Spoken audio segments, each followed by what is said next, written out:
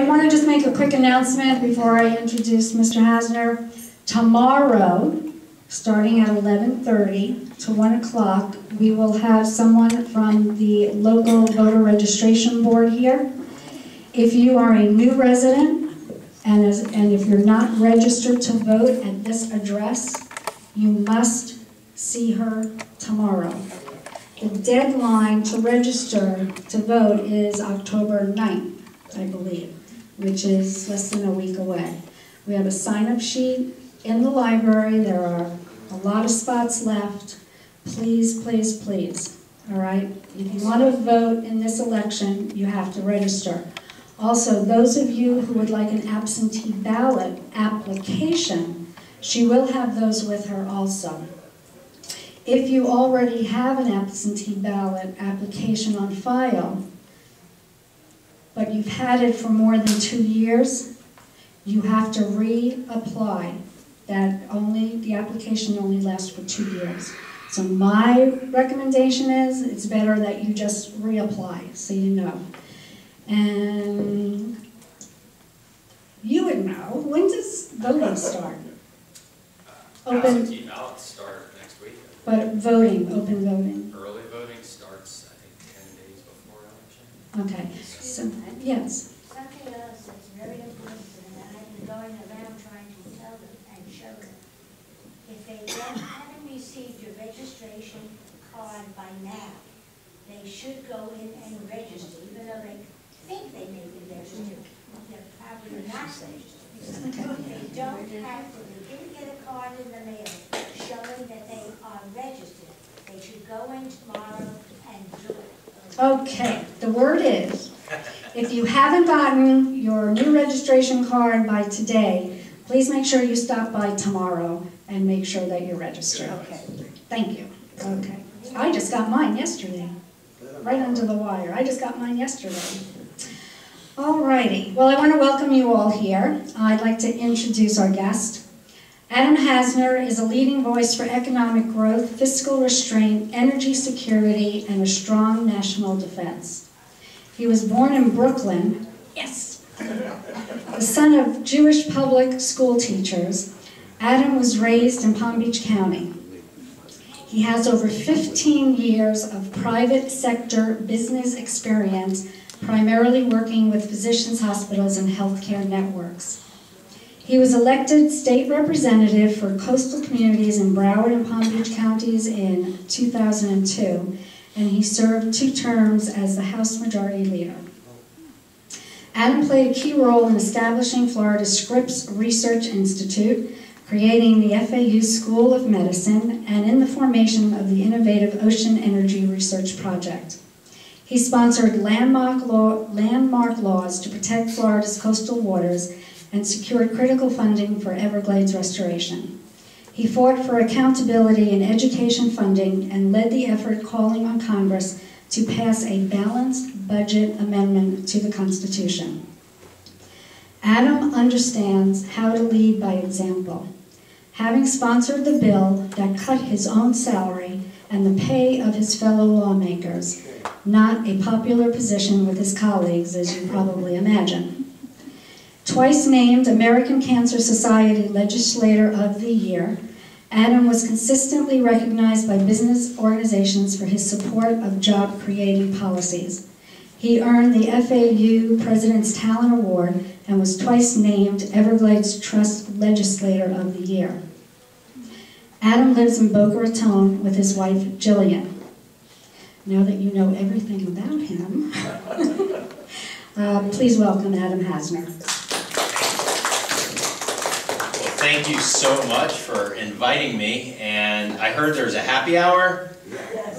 Did I miss it? No. 4 o'clock. Okay, so then I'll speak very quickly, because I know I don't want to stand in between this crowd and happy hour. So thank you for the invitation. What an absolutely beautiful facility and residence. This is actually my first time coming into the building. I can tell you I've seen it, I've passed it, I've even done a U-turn in the parking lot one time, but never had the opportunity to come in. And so it is so lovely to join you in your home. And as I asked Tom when I got greeted at the door, I wanted to know if it was possible, if I had some bags in the car, if I could just move in. And he said I had a few years to go, and he said that there was a waiting list, but maybe I should sign up on the way out. So, and I saw Tony, my good friend, who works in your kitchen as well, and so I know you guys are being well taken care of and well fed, and maybe I can stick around. Maybe someone will invite me to stick around for happy hour and spend a little bit of extra time. But I just wanted to come by and speak briefly. This is just a few weeks before what's going to be a very important election. And as I look around the room and as I had the opportunity to visit with each of you individually for a few moments, you've been through some very important elections in your lifetime. And you understand how elections make a difference in the future of the country and the impact that it has on you and the impact that it will have on your children and on your grandchildren. And so that's something that I'd like to talk to you about today. And before I get started, though, I heard from a few folks in the room how many people actually also were born in Brooklyn, because I think I heard a few of those as well. I know one couple went to Lafayette and Lincoln High School, which is where my parents actually went to school. But I moved to Florida when I was very young. My parents were both public school teachers, as you heard, and we moved to Florida. I'm a product of the Palm Beach County public school system. I grew up down here. It is a great place to live. It is just such a beautiful, beautiful place, but also too, it was a great place to grow up and a great place to go to school. And I also had the pleasure and honor of serving in the Florida House of Representatives, representing these communities very nearby here, a little bit to the south, for 8 years in the State House of Representatives. And so some of you may be familiar with my time in serving in the State House. And now I'm running for the United States House of Representatives. And I'm sure everybody has an opinion of what's going on in Washington right now. And there might be some Republicans in the room. There might be some Democrats in the room. There might be some folks in the room that are somewhere in between, or as you said, I think so eloquently, when you said that it's not about just voting for the party, it's about voting for the right person. But here's something that I think we can all agree on, regardless of our political affiliation, and it's very simply this: Washington is broken, and both parties are responsible. And I think that really takes a lot, because I think when you watch television or you hear maybe even some of your friends talk about this, they're going to tell you that the only reason that there is a problem in our country today, some Democrats will say, oh, it's all George W. Bush's fault. And some Republicans will say, oh, it's all Barack Obama's fault. I'm here to tell you, both parties have done it. Both parties have gotten us into this mess. And the only way we're going to fix it is if we elect the type of people who are ready to go to Washington and make sure that it's not about themselves, but it's about what's right for our country. And one of the things that I've come to the realization of during my observations, just like you, of what's wrong with Washington, is that Washington and the politicians that we've elected, they don't live by the same set of rules as everybody else. I mean, think about it. You have some members of Congress who have been there for 20 and 30 and 40 and some even 50 years. And they've been at this for so long, they're so out of touch with what the needs are for the communities that they represent. And they're also so out of touch with the challenges that our country faces and the crisis right now, the fiscal crisis that our country is facing. And so I'm a different kind of candidate. I'm a candidate who has said that I'm going to make sure that Congress lives by the same set of rules as everybody else. But there's only one way to do that. And I learned this from my parents, and I've learned this from my experiences, is the best way to do it is to lead by example. And is to go out and be that first person. And so here's the commitments that I've made to you as the residents of District 22. As your next member of the United States House of Representatives in Washington, I will never vote for or accept a pay increase. Members of Congress are up there, they're voting themselves a pay increase. You can't do that at your own job when you're working. Members of Congress shouldn't be able to do it either. The other thing is I'll never accept, I will refuse to accept a congressional pension. That's because I don't think you as taxpayers and the taxpayers of this country should be paying for retirement benefits for members of Congress that are far in excess to what you've had access to and to what others in the private sector have access to. And then finally, and I think this is the most common sense of them all, because kind of just like in the real world, when you don't do your job, what happens when you don't do your job, when you don't do your work? You don't get paid. You get fired. Well, here's something that I've come up with. It says that if Washington doesn't pass a budget, they shouldn't get paid.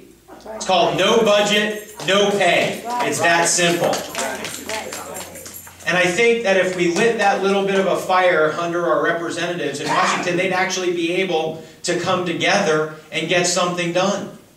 And it's something else, and I forgot to mention too, but I think is that I would voluntarily term limit myself to only serve 4 terms in the United States House of Representatives. And I think that's important too because, as I said earlier, we're sending people up there that have been there for far too long that they forget that they're supposed to be up there to do the work for the people of this country, not for themselves. And I think that these commitments that I've made to you, these are things that make me different, not only from my opponent. They don't just make me different from my opponent in this race. They make me different from politicians from both political parties. And I think that's the type of leadership by example and a breath of fresh air that we need in Washington in order to get something done up there. Because I think many of you probably know Washington hasn't passed a budget now in over 3 years. Imagine if when you were running your business or when you were running your family household, if you didn't pass a budget in 3 years, what would happen to you? You go broke. Well, guess what? That's what's happening to the United States of America. We are on an unsustainable path to insolvency right now. We have a government in Washington that is spending over $1 trillion more a year than it's bringing in. And it has run up that tab for so long that we now have a $16 trillion national debt. And that national debt, it means something to every single one of us. Each of us owes about $40,000 or so of that national debt. And the younger you are, the more that you owe. The average household today owes approximately $130,000 per household on that debt.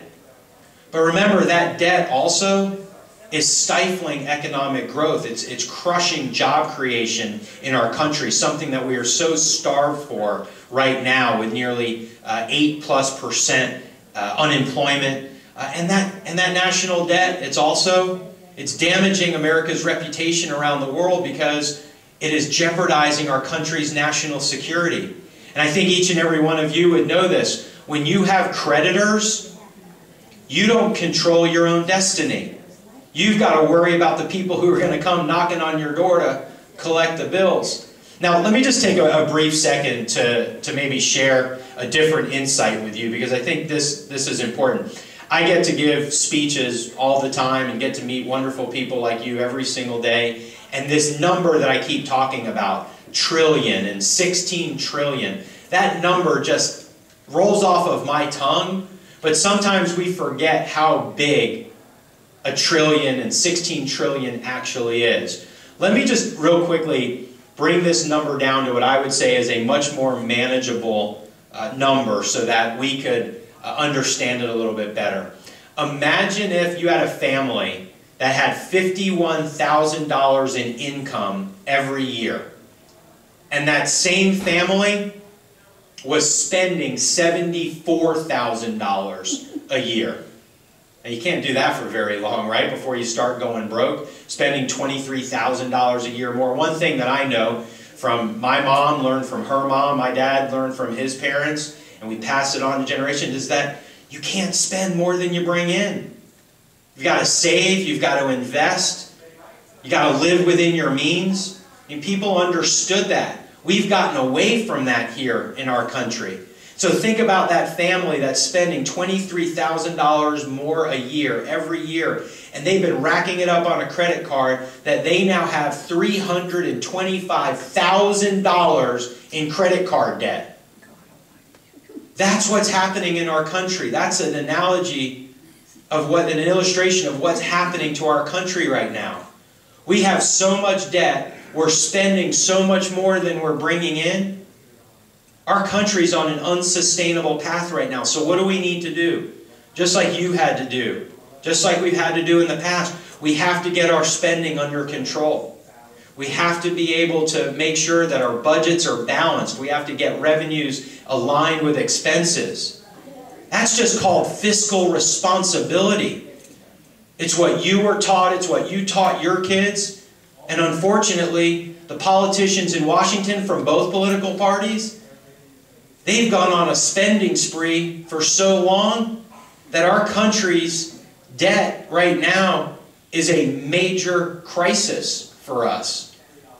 And so here's what you're hearing a lot of people talk about right now. A lot of people are talking about, well, Adam, you said we've got to get spending under control. Well, how are we going to do it? Well, the first thing we need to do is we need to make sure that the promises we made to those individuals who are on Social Security and Medicare, that we keep those promises. Now, one thing I can tell you is that 62% of the federal budget is Medicare, Social Security, Medicaid, and entitlement spending. 62% of the budget, it's over half of the budget. One of the things we need to do is we need to make sure that we're going to be able to keep that promise of Medicare and Social Security for future generations.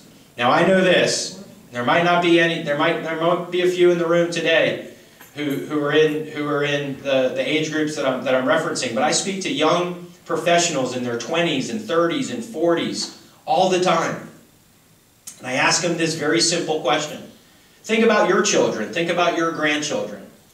When I ask them this question, how many of you believe that Medicare or Social Security is going to be there for you when you become age eligible? You know how many hands go up? Few. 0. We don't believe it. We know the system is on a path to insolvency. We know it's going bankrupt. And so here's what we need to do. We need to save Medicare and Social Security for the people who are on it today and who rely on it like my own mother does, and for those millions who are nearing eligibility. But here's the bottom line fact. We're going to have to strengthen it for future generations to make sure that that promise of security is going to be there. And here's what's really unfortunate about politics today in America. We have candidates for office who are more concerned with winning an election than they are about solving the problems for future generations. That you know what they're doing? They're out there trying to scare you. They're out there running ads saying that candidates like Adam Hasner want to end Medicare and want to take away your Medicare and want to force you to pay thousands and thousands and thousands of dollars more for your Medicare. You know what that is? It's a lie. But they're more concerned about winning elections and getting power and going to Washington than they are about honestly dealing with the numbers. Because this election, I can tell you this today, this election in 2012 and 34 days from now, it's not about Republicans, it's not about Democrats, it's not about conservatives and liberals or Fox News or MSNBC. This election's about math. We can't keep spending money we don't have.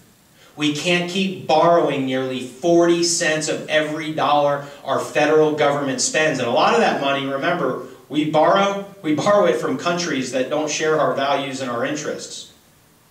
But we can't keep going in this direction if we want to maintain the promises to current seniors and also ensure that those promises of security are going to be there for future generations. And so here's what I support. I support a plan that's going to save and protect Medicare and Social Security for every single person who's on it and everybody who's nearing eligibility, 55 and over.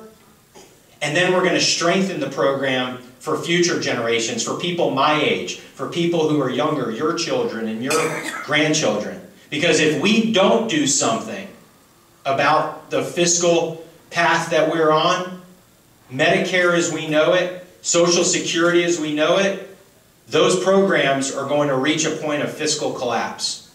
And that's when we're going to have real problems in this country. We can prevent the crisis from taking place that you're seeing in other parts of the world. We can prevent that if we are willing to have the courage to address the real problems that we have with our spending over $1 trillion more a year. One of the other things that we need to do and must do is get our economy going again. We got to get people back to work. And there are some real common sense reforms that we can pass. Tax reform, regulatory reform, having a real energy policy in this country to harness our own resources, do it in an environmentally responsible way. But growing our economy and getting our fiscal house in order, getting people back to work and getting spending under control, those are the most important things that we can do to make sure that America continues to lead the rest of the world and continues to be that economic powerhouse. And let me close with this, and I'll be more than glad to take any questions, because it is truly a privilege for me to be able to come in and speak with a room of people who have so much more wisdom and so much more experience than I do. I can only tell you these stories from my reading of history.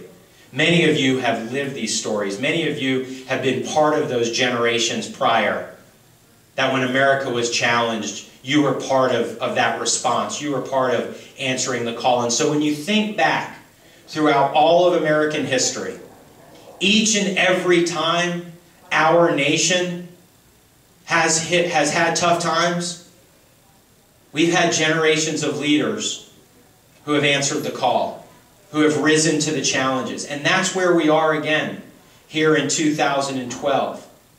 And I think about all of the things that my parents did to make sacrifices for me so that I could be able to pursue my passions, to be able to pursue my public service.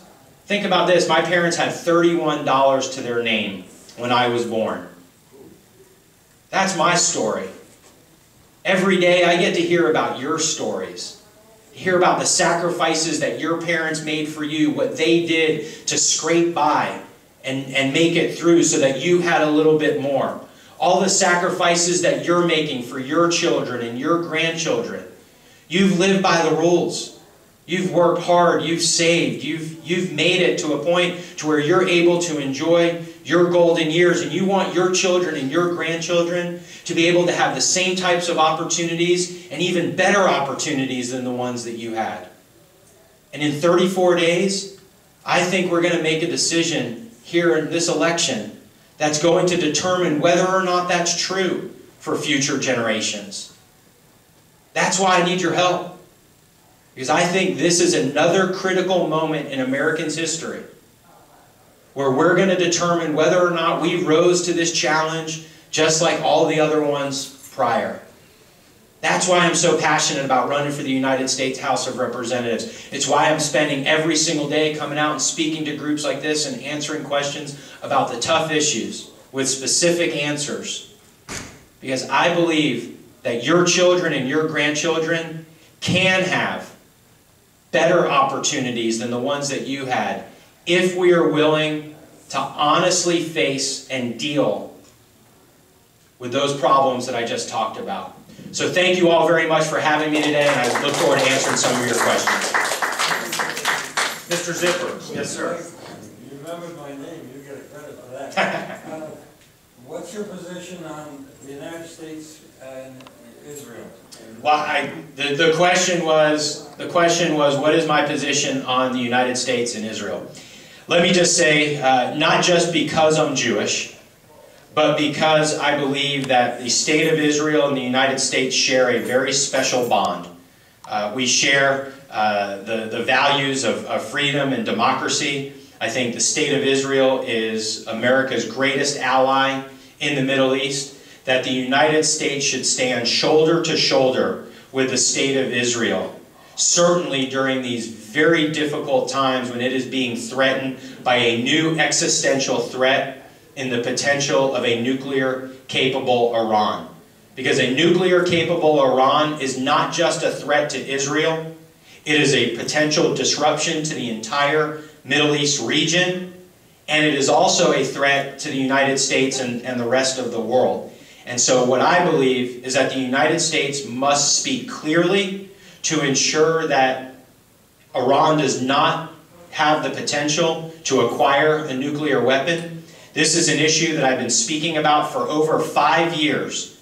5 years ago, I led an effort during my time in the state legislature to stop all of Florida's pension funds. So that's all the retirement accounts of our police and firefighters and teachers. Over $1 billion I stopped along with some of my fellow Democrats. This was a bipartisan effort where we said Florida's pension funds are no longer going to be invested in companies that do business in Iran, because we're not going to send our money over there to help prop up a potential nuclear regime.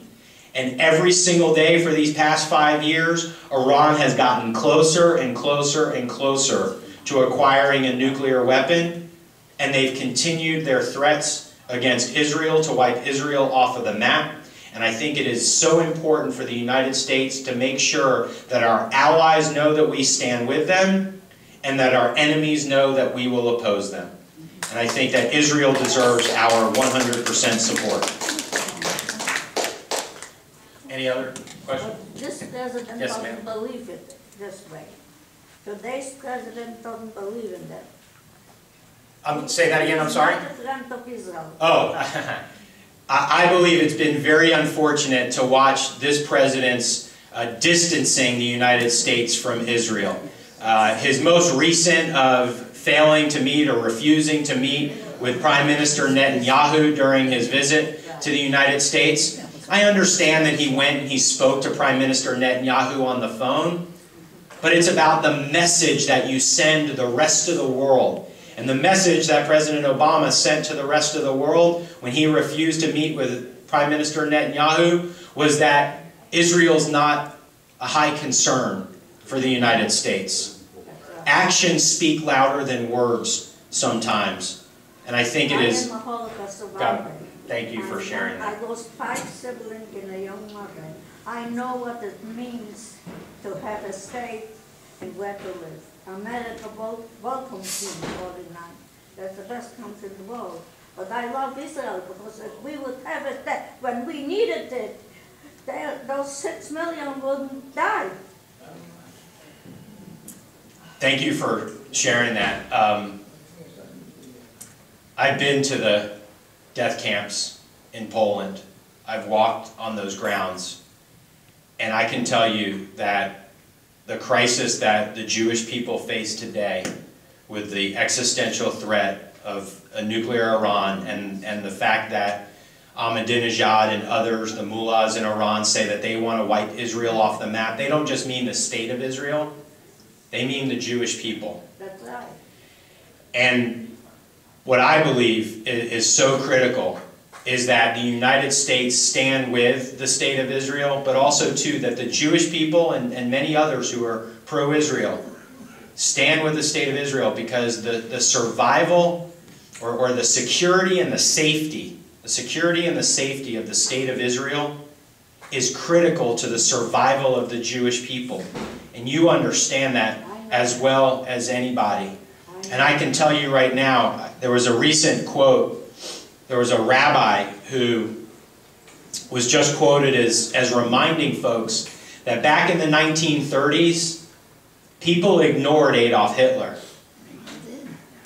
They said, don't worry about the threat of Hitler, it's just a lot of rhetoric. Well, they ignored that threat to the detriment of 6 million Jews and millions of others who were murdered and exterminated in death camps. And I think one of my favorite Holocaust survivors, until meeting you, is Elie Wiesel. And Elie Wiesel famously said something that rings true to this day, more importantly than ever. He said, "Believe the threats of your enemies more than the promises of your friends." And what I would share with you is that Israel right now understands that there is a threat to their survival and their existence.